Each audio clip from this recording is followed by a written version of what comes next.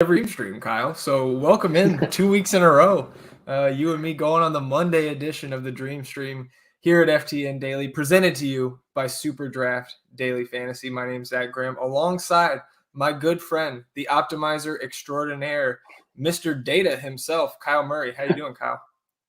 I'm doing good. Yeah, it is a weird dream stream. I guess I'm kicking Joe to the curb apparently, but in all seriousness, good to be here on a Monday. I think it's a pretty good slate to have and talk about. Absolutely. And yeah, the best part about this is that Joe isn't here. So I've been trying to get rid of that guy for over a year now. But yeah, man, 9 games to talk about and about 52 minutes to do it.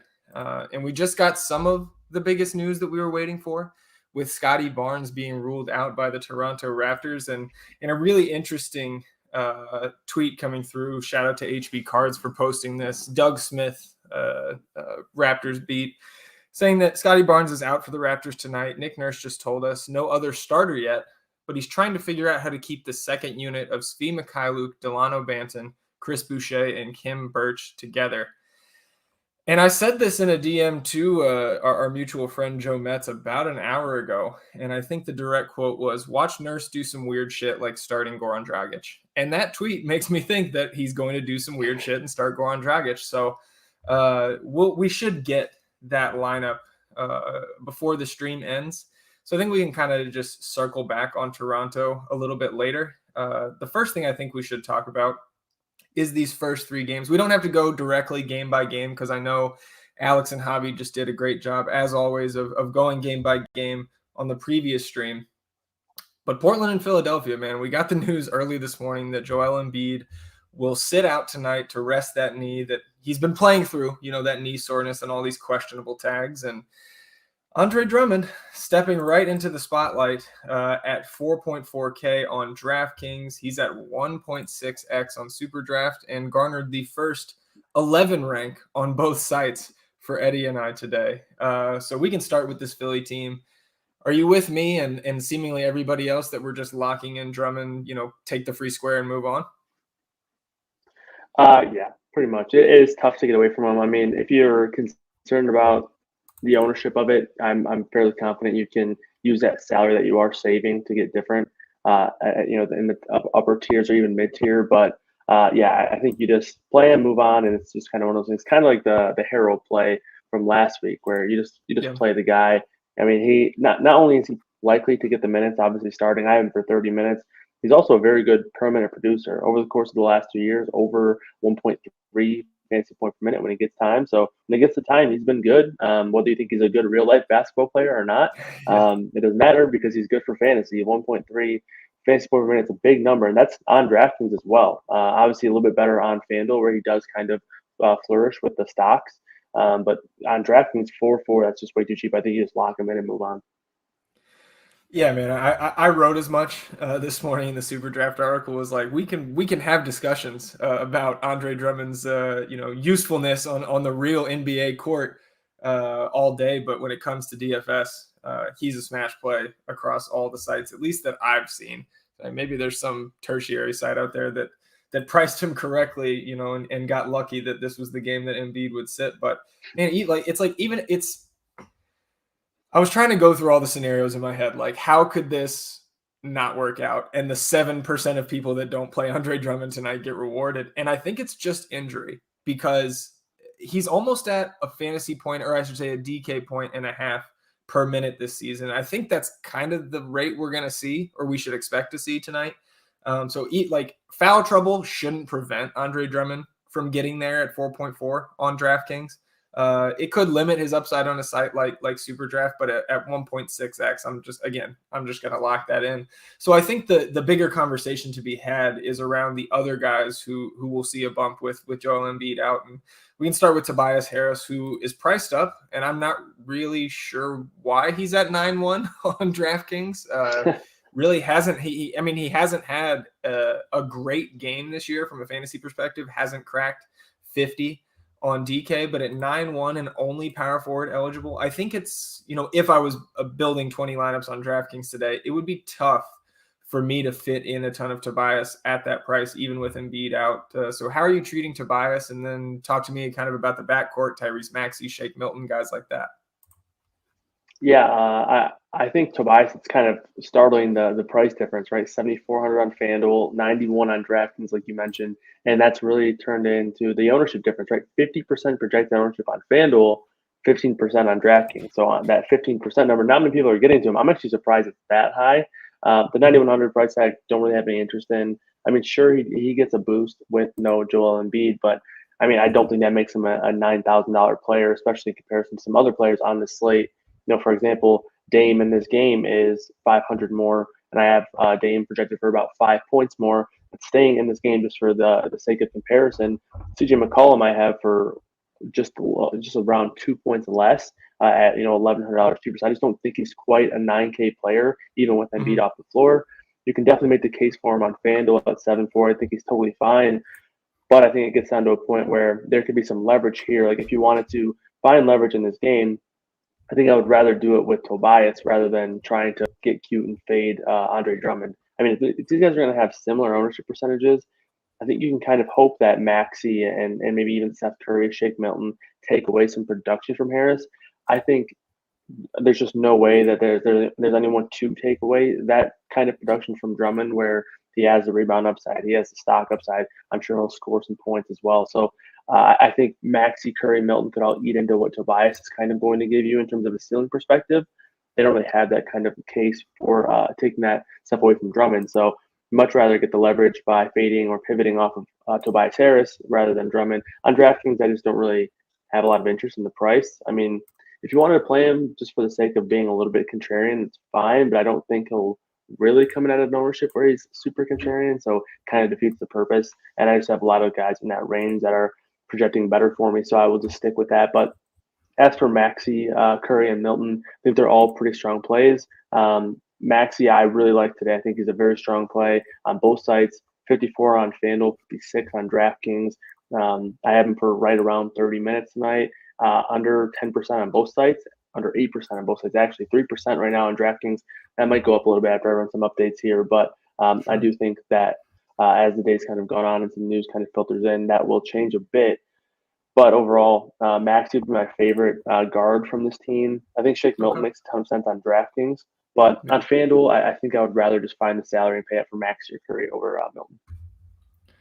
Yeah, that makes sense to me. And I'm on Maxi over Milton on SuperDraft, where they're both very close in multipliers. Let me just make sure. I know Maxi's 1.65 or 1.6.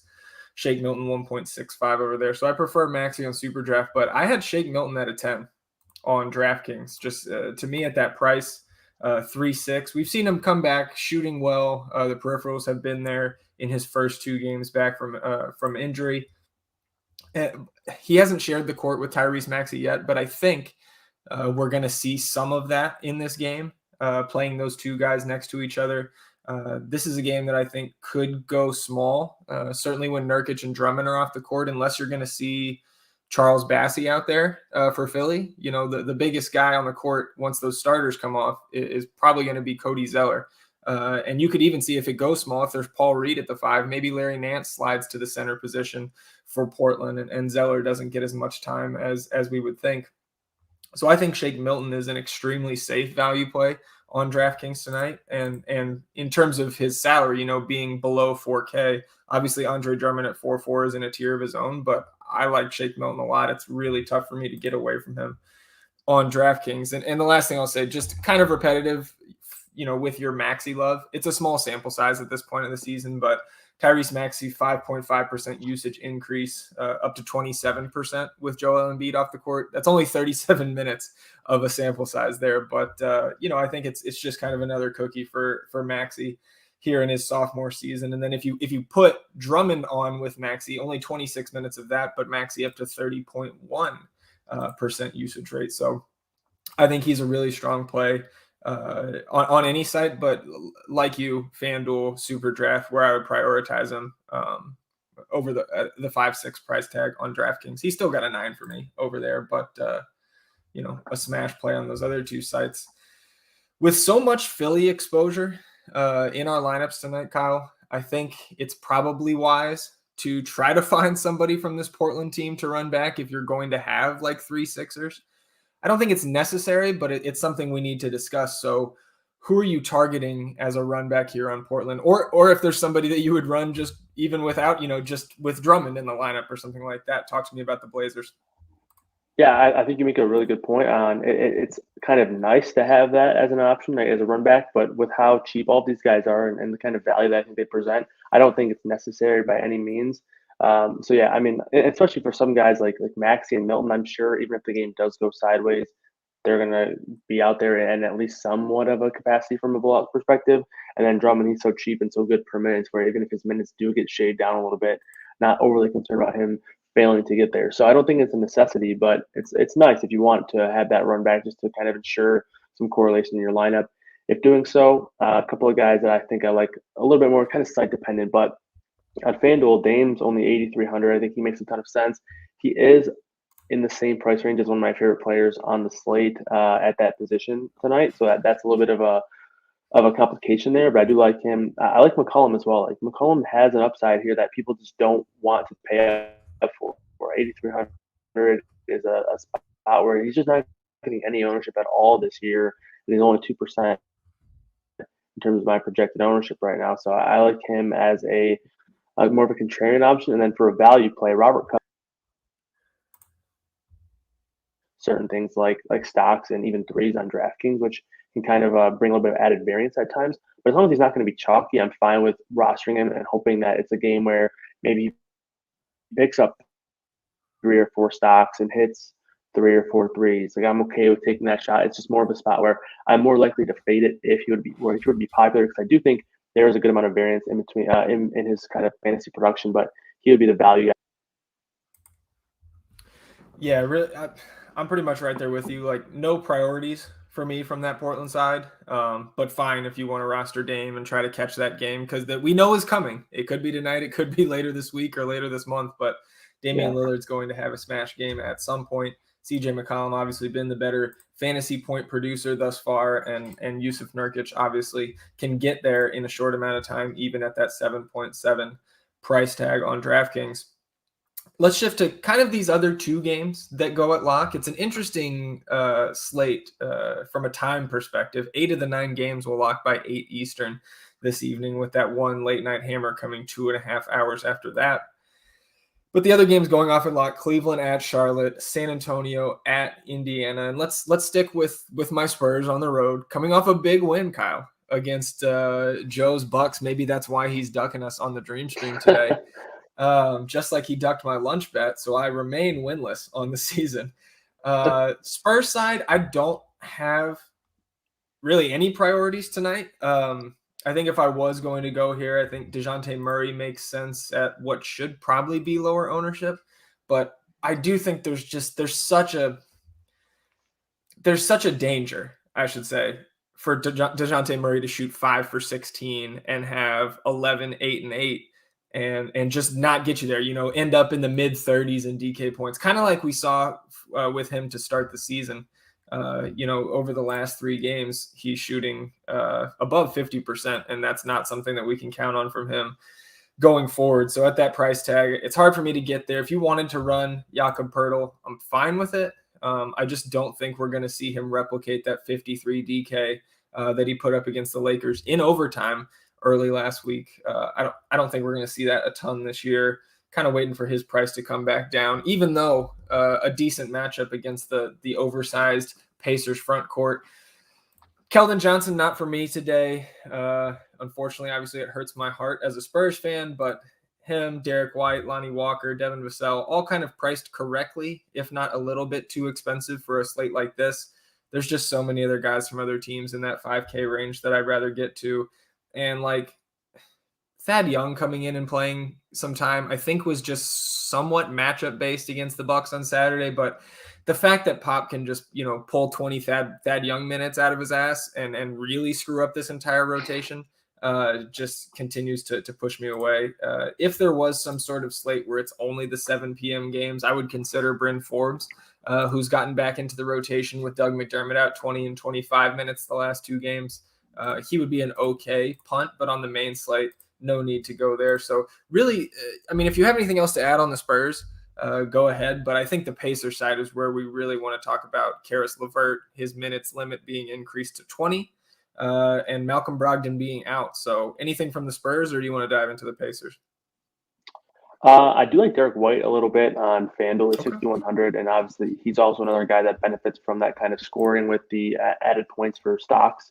So I do like him a little bit at that price, 6,100 on FanDuel.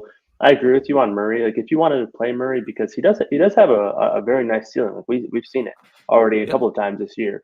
The price is very high, so you're kind of paying a premium for it. So I don't mind it, but it's probably not somewhere I'm going, with a lot of frequency. But him and White are the only guys I really have a ton of interest in, and it's mainly just White on FanDuel and then Murray on DraftKings, or I guess on FanDuel, where I want to spend up and get really contrarian, but probably won't do it a whole lot. Yeah, that makes sense to me. But like I said with the Pacers side, man, we just did get news that Karis LeVert will play into the second half, 20 minutes. And since he got 15, somewhat of a normal-ish first half rotation for him in that first game back. I assume that means one turn in the third quarter, and then Karis LeVert will probably take a seat for the night. So we can't go there because he's, priced like he's playing his full minutes. But him playing really takes my love away from a guy like Chris Duarte. It bumps Sabonis down enough for me where he's not a priority, especially on DraftKings at 10.1K, because Karis LeVert had 30+% usage in those 15 minutes. And I want to say, I'll double check as I continue to bloviate here, but I want to say it was maybe even upper 30s. Like it really raised my eyebrows. 15 minutes, Karis LeVert, 38% usage. So that's a little bit high for what we can expect going forward, but just to illustrate how much usage a guy like Karis LeVert is going to suck away from these other Pacers. But there's still some meat on the bone with like a guy like TJ McConnell at 4.8, who's kind of let the field down in two value spots with Brogdon out. So I have some interest there, but no real priorities. How are you attacking the Pacers? Yeah, I think we're kind of in lockstep here. I don't know if there's any necessarily priority plays on this side here, but I do like McConnell on DraftKings under 5K. He is kind of in a price point where I don't think you need to get to him a ton, but it's also interesting because he's projecting as a pretty strong value, but not really getting a ton of ownership. I have him at sub 10% still. And, Levert's going to be there for the probably first half, and I agree with you, probably one rotation. I do think they'll really keep that 20 as a hard cap. But that still opens up. Obviously, it's not ideal because, like you mentioned, 30% usage rate for LeVert in the first game. It's going to be a lot, but no Brogdon, no Jeremy Lamb. So I do think that there is going to be some stability in some of these guys' roles. Maybe not as much of a ceiling now with LeVert going to play and be a significant part of the offense, but I still think I think it's okay to play Duarte, and I think it's okay to play McConnell. A guy that I don't really think sees much of a change. Obviously, it doesn't help, I don't think, but I don't think it necessarily really matters a ton, whether it's LeVert or Brogdon in there being the main ball handler. That's Miles Turner. So again, kind of gets that bonus for me on FanDuel where he gets that extra point for blocks. He is projected to be fairly popular, about 28%. So I don't love that, but 6K or less on both sides, I think he's fine. I won't get this bonus at all on DraftKings and probably not on FanDuel either. I think power forward and center is unbelievably strong today. Obviously, you have Drummond in there, and then it really creates a headache on FanDuel where you only have the one center spot, no utility. But FanDuel is pretty flexible with their power forward eligibility. Like Miles Turner has power forward eligibility, so you can do that. A few other guys that are kind of like that. But and if you're locking in Drummond, there are a lot of good plays that have center eligibility, so it kind of tricks me up a little bit. But I think Turner is definitely in play, but I probably would be underweight on that FanDuel number just because I think there's so many good players that are power forward center eligible tonight. Yeah, that makes sense to me. Couple questions here. Kyle, what's your projection for Shake Milton right now? Because I'm pulling mine up here. I got a question asking about my projection on Shake Milton. Right now I've got him for 22 minutes and 23 and a half fantasy points at that 3.6 DK projection. That is. Where are you at? Yeah, so I'm at just under 22, about 21 and a half minutes, and about 21 fantasy points, so about a point per minute. So, I mean, I think we both like them pretty solid. I think you're probably a little bit higher than me, though. Yeah, that makes sense. And again, like I have him at a 10, but I guess I'll say this today because it's a 9-game slate and there are plenty of other, like we'll get into a guy like Kenrich Williams with Lou Dort out who's sitting at 3.3K. a couple other values that we can touch on as we go that I really have no issue if you're going to side there, whether it's because you prefer to not roster shake or it's just kind of positional for you that you can't fit another guard in and you can get a guy like Kenrich in at forward. I have no issue with that. So the other game at lock, I don't think there's going to be a ton here for either of us. Cleveland Cavaliers going to Charlotte to take on LaMelo Ball, who finally had a nice game last night with Terry Rozier back in the lineup. But again, this team, this is what I talked about with Javi yesterday evening. Charlotte is kind of all priced correctly or a little bit expensive in my opinion. So I'm still really LaMelo Ball or nothing from the Charlotte team. Anything else on Charlotte for you?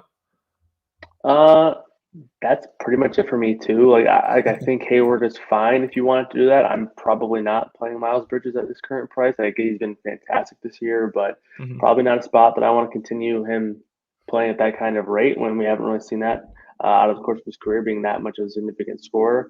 So I think it'd be pretty much just LaMelo and maybe a little bit of Hayward on FanDuel where he's 7K. On DraftKings a little bit more expensive, but on FanDuel I think he's okay. Yeah, man, Miles Bridges, like with Rozier back in the lineup, and I think some of it is just he's going to kind of normalize out and turn back into Miles Bridges. Only 12 shots yesterday after averaging over 21 shots in his previous 3. But I still think like the minutes were still there, 34 minutes yesterday. And I mean, the guy's peripherals have been fantastic this season. So I'm not going to call you crazy if you roster Miles Bridges. I just think there's so many better places to go on this slate. And shifting over to Cleveland, man, like this team, we talked about Charlotte being priced correctly or a little bit too expensive on DK. This team as a whole, I think, is underpriced, but it's kind of tough for me to pick out anybody that jumps off the page. The guy that I ended up being the heaviest on in terms of my love from this Cleveland team is the rookie Evan Mobley. Been just over a fantasy point per minute on the season, and in close games or when he's not in foul trouble or getting played off the court because of matchups, he's been really productive and he's been getting mid to high 30s in minutes. So I think that this is a place where I think he can flourish, and at 6'7", power forward and center eligible on DraftKings, I think he's probably going to be lower owned than he should be. So that's kind of my priority, if I could call it that, from Cleveland. I know you've had some Ricky Rubio love earlier in the season, so are you going back to him tonight? I don't know if I'll get to him a ton. I think there's a lot of good players in that range, and I think the main thing that was super interesting about Rubio the past probably 3 or 4 slates is he's been 2% projected ownership, which is really nice because I mean he's getting a ton of usage off the bench, and he's kind of been playing himself into more minutes as the game goes on. But I don't necessarily think they need to close with a lineup that looks like Rubio, Garland, and Sexton, which they've done a couple times this year. I don't know if they'll always do that. So I do think there are times where he's going to see lower amounts of minutes in that 25 range rather than the high 20s, right? So I think Rubio's definitely fine. I love the usage. It's been 25 or more, I think, in all but one game so far this year. I mean, playing with that second unit, he has been handling the ball a lot and getting a lot of shots up. And obviously, Rubio is a great passer. He brings a lot of fantasy production that way, and on the defensive end too, with some steals and stuff like that. So I think he's totally fine. But I agree with you 100%. Mobley would be my guy. Love that he has power forward eligibility here. And I was actually surprised to see the ownership be where it is on DraftKings. 7% is where I have him. 12% on FanDuel, so a little bit higher there, but nothing that I'm afraid of. I think if there's one ownership that I think is important to talk about potentially getting off of, that's Colin Sexton. I like the price, 5,900. I mean, this is a guy whose price was in the 7Ks at times last year, so I definitely think he's too cheap for the price tag here. But he's very scoring dependent. So if there's an off night shooting, those are the kinds of fades that I think make more sense in NBA DFS rather than someone like Drummond, who is definitely underpriced, but also can get it done in a variety of different ways. I mean, Sexton, he's not bad. 22% assist rate last season. I think there are ways he can, produce in fantasy outside of scoring. But if he has a big ceiling game, it's going to come from him scoring a lot of real life points, right? So I think that's not a bad fade for me this tonight at 5,900. But again, the price is so cheap that if you wanted to play it, I can't really fault you there. Tobias Harris just listed as out. So that's. Oh my God. All right. Well, luckily we have 29 minutes until lock, so not really in any sort of scramble situation here. Um, all right, back to the ranks, and maybe if you're on Prize Picks or you're on Underdog or something like that, where you can hit some props, or if you're in a legal sports betting state, go check out those boards before Maxi props and Shake Milton props and Seth Curry props get pulled, things like that.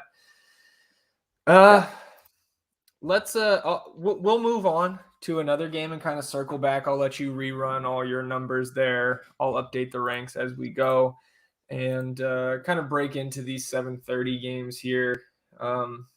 Chicago at Boston, Washington at Atlanta, the Toronto Raptors at the New York Knicks are the 7:30 games. Probably the most entertaining one out of these three is going to be Chicago visiting the TD Garden in Boston. We've already got the starting lineup for the Celtics. It's going to be Marcus Smart, Jaylen Brown, Jason Tatum, Al Horford, and the Time Lord, Robert Williams. I would expect that we'll see the same lineup we saw from the Bulls as they started last game with Javonte Green sliding in there. I guess you could say at power forward, undersized for to be sure, 6'5" Javonte Green. Would you be shocked, Kyle? I know this is maybe out of left field. Would you be shocked to see Alize Johnson slide in and get the start at the 4 tonight?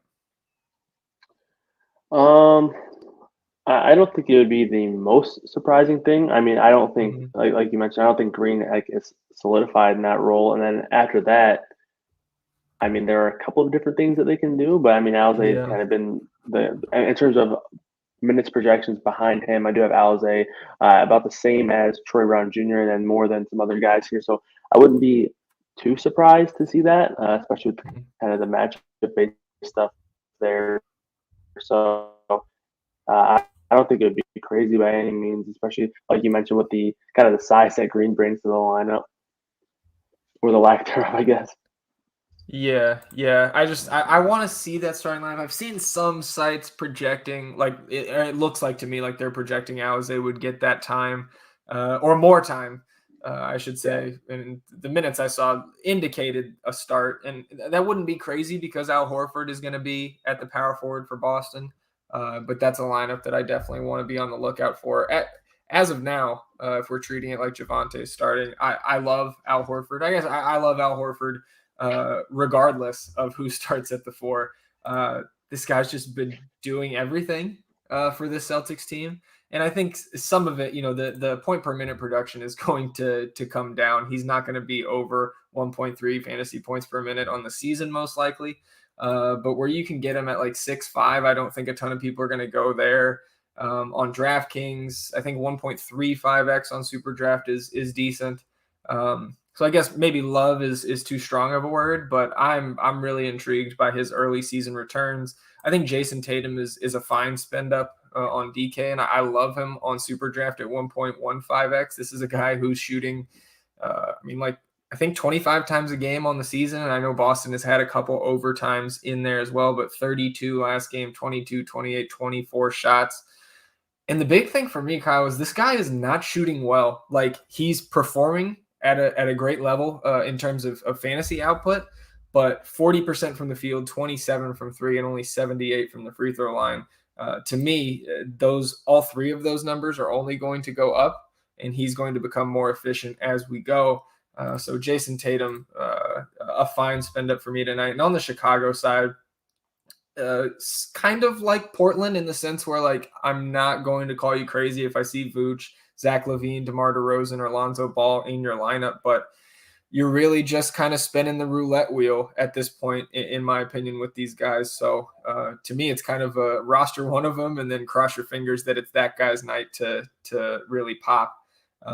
Anything for you on this game? No, I think you've summed it up pretty good. I mean, I think I'm in lockstep with that. I don't really have a ton of interest in the Chicago guys, like you mentioned. They all have a ceiling. It's just, I think it's tougher to identify who it's going to be than other players in other games on other teams. So I pretty much agree with you 100% there. As for the Boston guys, I think you make a great point on Tatum. and looking for guys like that who are regression candidates, whether it be positive or negative. I think smart or at the early point of the season NBA DFS, because there's going to be plenty of guys who are just not missing shots right there, shooting at a career high type rate, and they're going to come back down to kind of their median. And then there's guys who are struggling a ton, and Jason Tatum is one of those guys where you can definitely tell that a surge is coming because of what we've seen from him over the course of his career. So don't mind Tatum at all. And he's also not blocked by the center eligibility or other power forward eligibility. So anybody who's not a non-center that has a ceiling in terms of a spend up option gets a pretty significant boost for me. So he's definitely in that category. Washington and Atlanta, not a ton of news from this game. We got news super early that Daniel Gafford would be active. It was actually the worst timing for me because I had just finished writing up Trez Harrell for SuperDraft when that news came out. So, had to scrap that whole blurb. But if you look at these two teams on DraftKings, Bradley Beal up to 10K, Spencer Dinwiddie up to 7.3, alongside Kyle Kuzma. Trez Harrell at 6.7, and then Daniel Gafford coming back to be active tonight at 4.8. I won't say not a ton. No priorities really from me here. I think Daniel Gafford at that 4.8 price tag is certainly interesting. His numbers are skewed a bit lower than they should be because of the 7-minute outing when he got injured against Boston last week.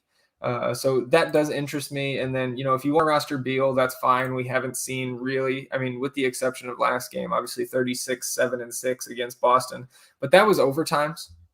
So I'm, you got to take that with a grain of salt.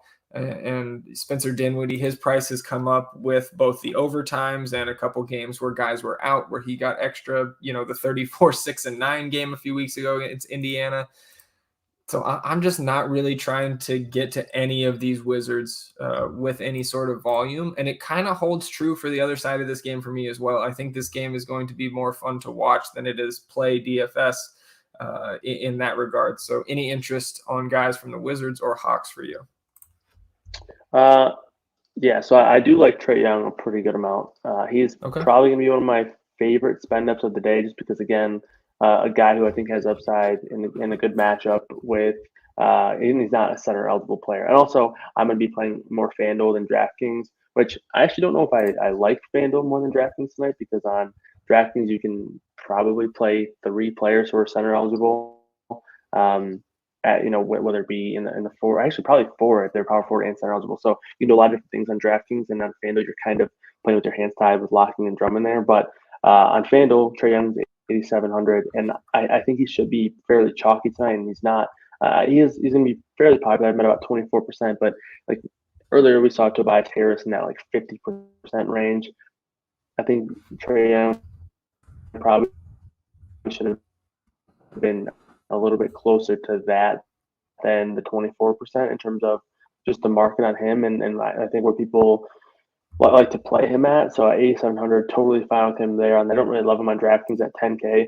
He's probably not a guy I get to a ton. It's pretty much just going to be a good amount of Trae Young, and then a little bit of one of Clint Capella or John Collins on FanDuel, where they're both under 6,500 or less. Just two really good at a position where we have so many plays in that price range. So I have him at 6%. I think he actually will probably come in lower than that. That makes sense to me. And then the last 7:30 game that we haven't touched on yet, but the one we're waiting on news for, Toronto visiting the Garden, Madison Square Garden, I should say, as I already referenced the TD Garden in Boston.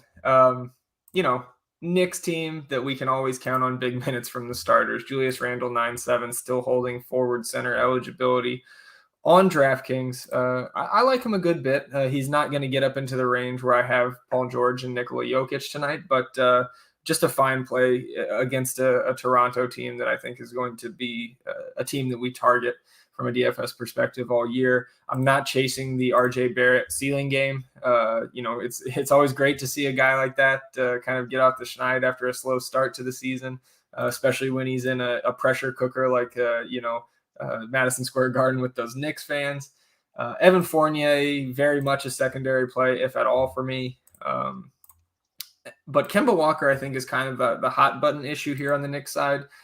3 straight games of very solid production, especially for his price. For me, Kyle, I'm just kind of straying away because I think the minutes can go away in a snap for a guy like Kemba with Derrick Rose, Emmanuel Quickley, Alec Burks all coming off the bench in that backcourt, and just, kind of saying that Kemba's going to regress to the mean here and not shoot 55% like he has over the last 3 games. So where are you at on Kemba and any other interest in the Knicks?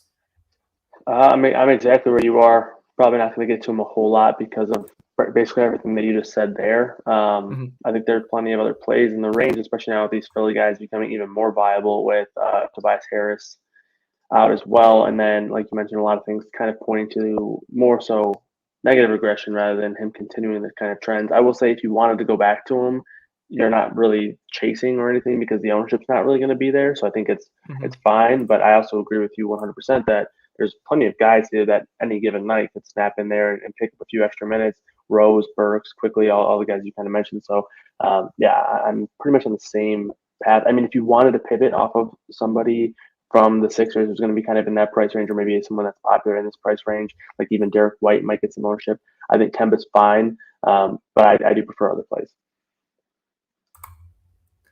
Yeah, I mean, really the other side of this game is where we need some extra. So I'm reading about Tobias Harris. Sixers are expected to know in the next 12 to 24 hours on a timetable for Tobias Harris's return out tonight due to health and safety protocols. Before we get into the Raptors, I'll just read off. I know most of this has been posted in the chat already, but the Pacers will start TJ McConnell, Chris Duarte, Karis LeVert, Domantas Sabonis, and Miles Turner. The Sixers will start Tyrese Maxey, Seth Curry, Danny Green, Andre Drummond, and Furkan Korkmaz in the place of Tobias Harris. Gary Harris is ruled out with a hamstring for the Magic. John Morant remains a game-time decision, as well as Patrick Beverley for the Timberwolves is a game-time decision.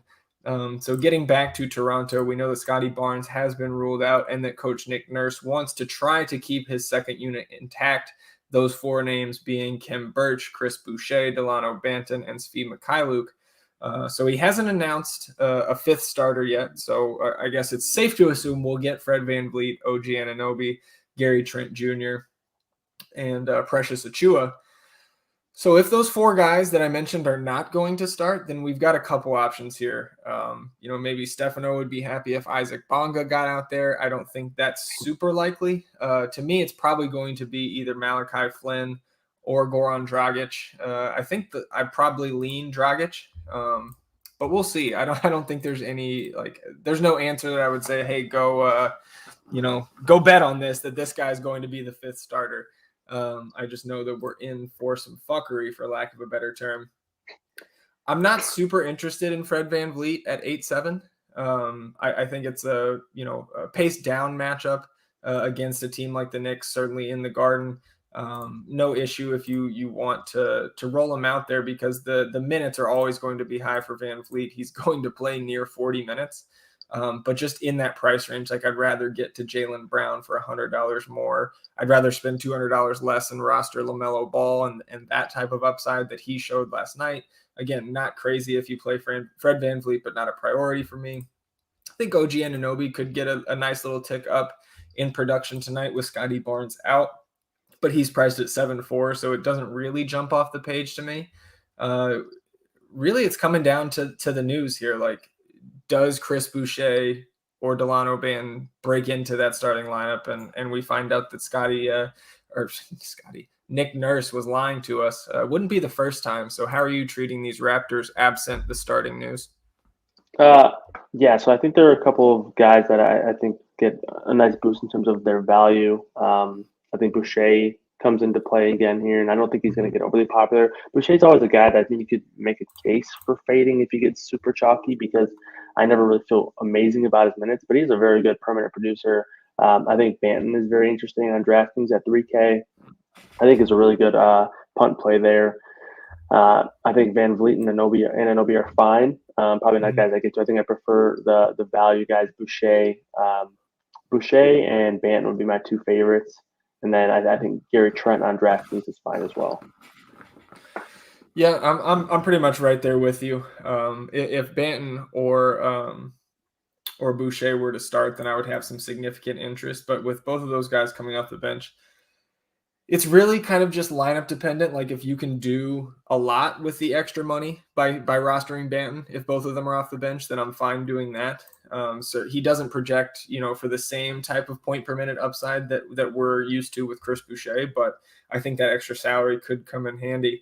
But I think really until we get that news, we're good to move on because we've got about 13 minutes, 3 games left. And I think the least important from a fantasy perspective is the Orlando Magic going up to Minnesota to play the Timberwolves. We did get the news that Gary Harris will sit with the hamstring. That's not going to have a huge impact on their rotation, or at least the usage for guys in the lineup.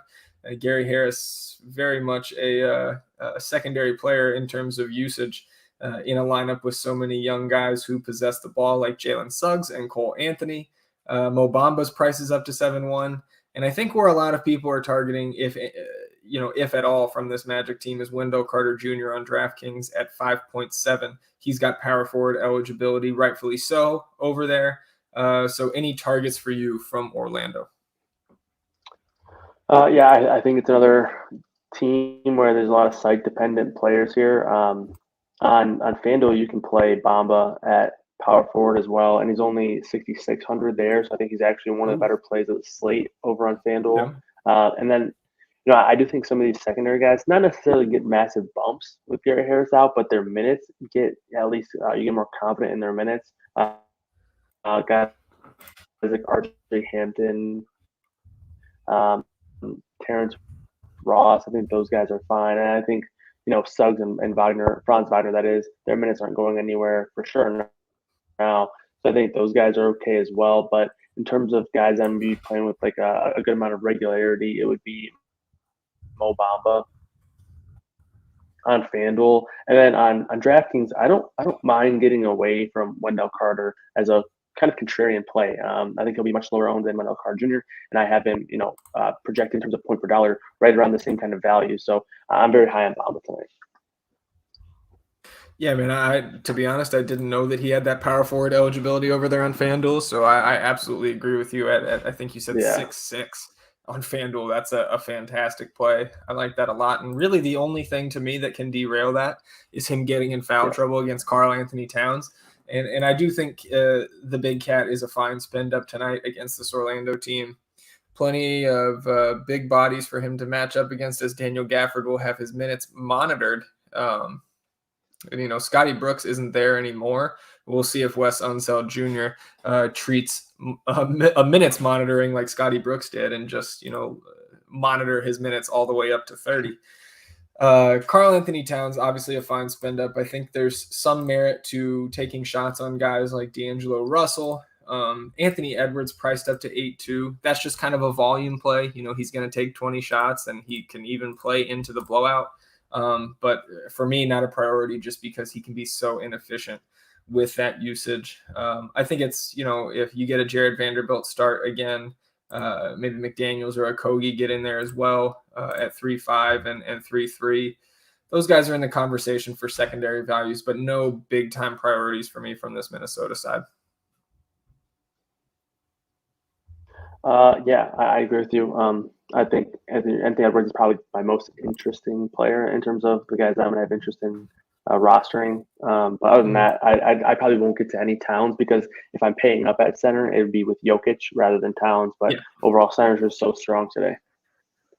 Yeah, and we'll get to this Denver-Memphis game right now. I love the double center build today because I just think all the other centers outside of Drummond are going to be under-owned because he's going to carry, 75 to 90% ownership in most contests tonight. So Jokic at 11K is a priority for me. We've seen what he's been doing lately in his last 3 games, 2.02 DraftKings points per minute. This guy is just I didn't really know if he could get better from last season to this season, but at least statistically, he has been turning it up a little bit. So at 11K, I think there's plenty of value to get up to Jokic tonight, and I love that play. Michael Porter Jr. remains, moderately priced, and the results have been moderate at best. I still have some interest if I'm running multiple lineups, just because at some point he's going to spike a 40-plus DK point game, and you're probably going to want some. No other priorities for me from this Denver team. Fine if you ran out Will Barton, Aaron Gordon, Monte Morris as the last guy in, but look out for Bones Highland. Not recommending him as a play, but he's doing great things with the little bit of time he's getting from Coach Mike Malone. Yeah. And you saw last game had a successful short stint in the first half, and that pushed him into more second half minutes. So I think we're kind of transitioning from Austin Rivers, Facu Campazzo minutes to more Bones Highland, but we're not to a point where we can play Bones. It's just kind of killing the value of all those backup Denver guards. So any takes outside of Jokic for you, or can we just move to Memphis? Yeah, it's just Jokic for me here. Yeah, Svi Mikhailuk will start for Scotty Barnes. So Nick Nurse bullshitting us once again, and not keeping his second unit intact. Nerlens Noel is listed and active for those interested in the Knicks front court. This Memphis side, we're waiting on Ja Morant news. He was downgraded to questionable during the day and now a game time decision. If he plays, I still am not chasing that 9.5 price tag, although it continues to burn me. So if you go back to Ja Morant, if he's active, I would not call you crazy. No issue with that. If he does sit, though, another bump to guys like DeAnthony Melton, Desmond Bane, who are still in play regardless of Ja Morant sitting or starting. And then I think you could get some extra Kyle Anderson. Obviously, Tyus Jones at 3-3 would be a candidate to start. I think it would either be Slow-Mo or Tyus getting the nod there. And then Steven Adams going up against Jokic at 4-9, I think is also a very solid play. So how are you breaking down the Grizzlies? Yeah, it's basically all dependent on if Ja plays or not. I think Jaren Jackson is a pretty strong play on both sides, whether or not Morant plays. Projecting as a pretty moderate value on FanDuel, but a pretty strong value on DraftKings, but not a lot of ownership. Again, he does have center eligibility, but he also has power forward eligibility. So if people are opting to play other centers over him, I think that's kind of why the ownership is being pushed down a bit. So I do like Triple J quite a bit, whether or not Morant plays. If Morant were to sit, I think Melton gets a nice bump, and he's.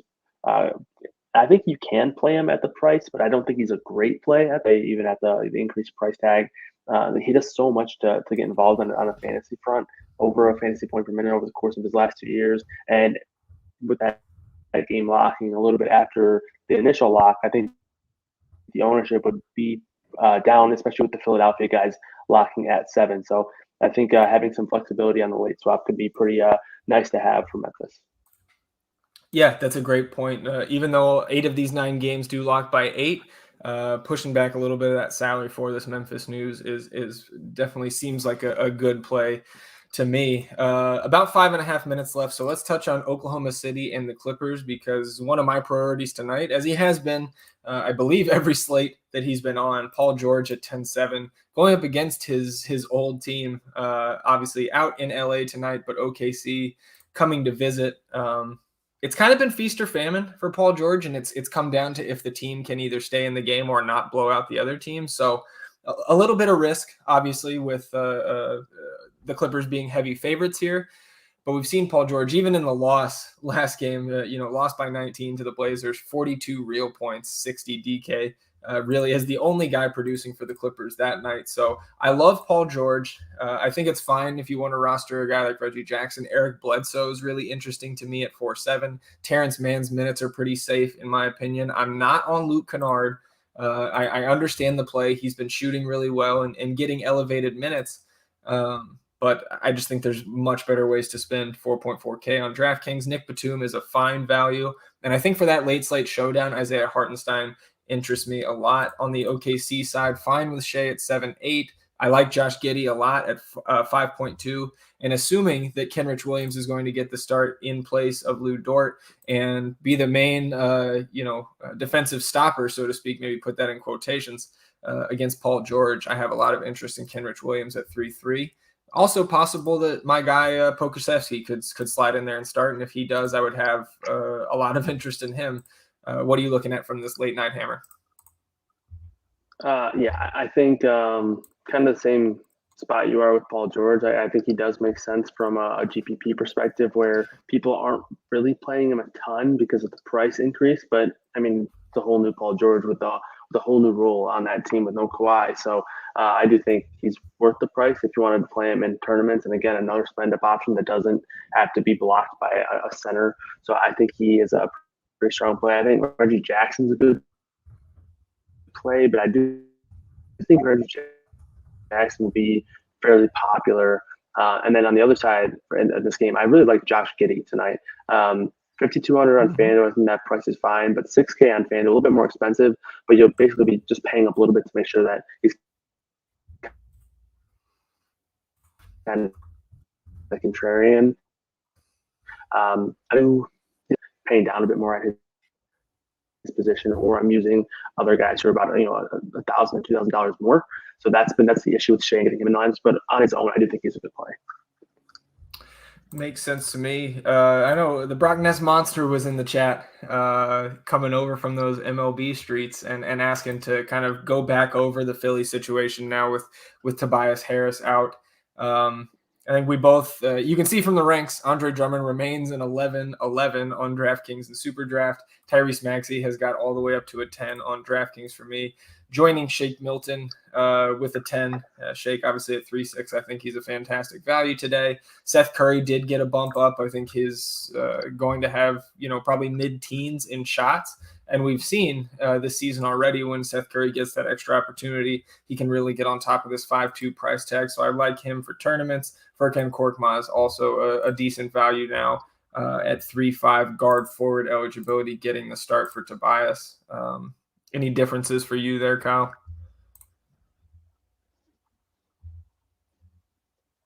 No, I think you summed up. I have Korkmaz in my main FanDuel lineup right now. So I think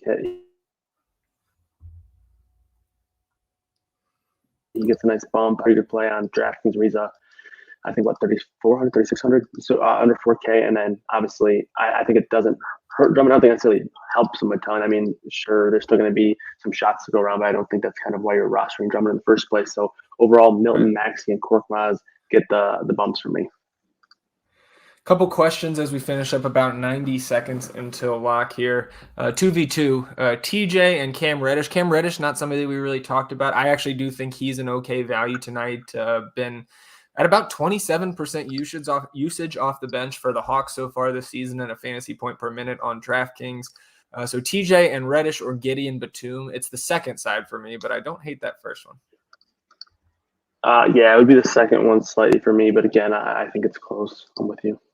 Yeah, another 2v2 here. Jokic and DeMar DeRozan or PG and Jaylen Brown. I'm going to side slightly with the second one, just because I think Jaylen Brown has a bit higher upside compared to DeMar DeRozan. He's just competing with less bodies for that big usage.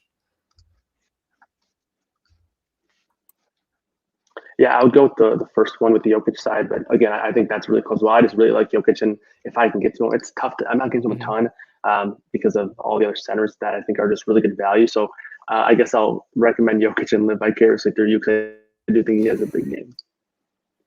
Yeah, man. I mean, I no issue, obviously, getting to that Jokic side there either. And probably less risk from a blowout and Jokic losing minutes as compared to Paul George going up against the Thunder at home. About 5 seconds here till lock. So we made it. Hopefully we got to everybody's questions as best we could. Obviously, we will be around in the Discord all night, mainly for the next 60 minutes because 8 of those 9 games will lock by 8 Eastern, and then we'll pop back up again closer to that late night hammer. I know some of you will be playing those showdown contests, and now that you've got the time as we kind of wait really for that Ja Morant news, and hopefully nothing else too crazy happens, since a lot of our salary is going to be tied up here with this Philly game locked. Head over to the NFL stream. Should be starting in about 15 minutes. I know a lot of you will be playing those Monday Night Football showdown lineups, and we've got D-Bro, Tenacious D Jones, the whole NFL crew who crushes the showdown slates every single week. Hopefully we can follow up on Fantasy Guru Drew's big win from last night and keep it going here at FTN Daily. So that's going to do it for us on the Monday edition of the Dream Stream, presented to you by SuperDraft Daily Fantasy. For Kyle, I'm Zach, and Thomas behind the glass, our producer extraordinaire. We'll see you guys tomorrow, another back-to-back Dream Stream week. Goodbye.